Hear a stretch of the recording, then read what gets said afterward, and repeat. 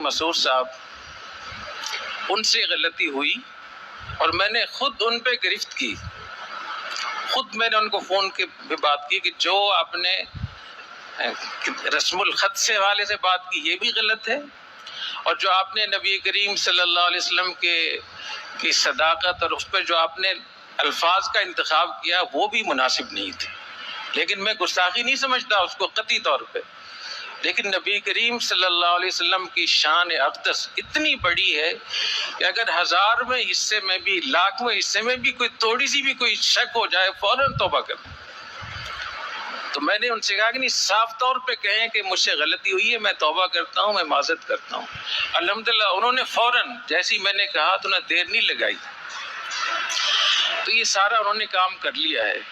اس کے بعد جو لوگ فتنہ پھیلا رہے ہیں، میں ان کو بتانا چاہتا ہوں کہ جامعۃ الرشید اپنے تمام اساتذہ کے ساتھ، فضلاء کرام کے ساتھ، مولانا طارق مسعود صاحب کے ہم ساتھ کھڑے ہیں.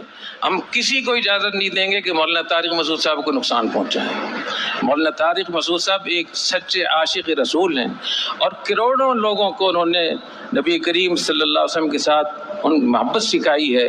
کروڑوں نوجوانوں کو پوری دنیا میں انہوں نے دین کی طرف، قرآن کی صداقت اور نبی کریم صلی اللہ علیہ وسلم سے محبت اور عشق انہوں نے سکھایا ہے.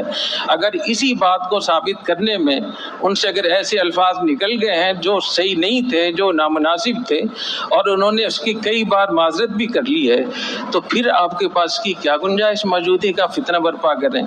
نبی کریم صلی اللہ علیہ وسلم کے سامنے کیسے پیش ہوں گے آپ؟ تو میں آپ سے یہ بھی درخواست کرنا چاہتا ہوں کہ مولانا طارق مسعود صاحب کے اس معذرت کے بعد مولانا طارق مسعود صاحب کا ساتھ دیں، ان کو سپورٹ کریں.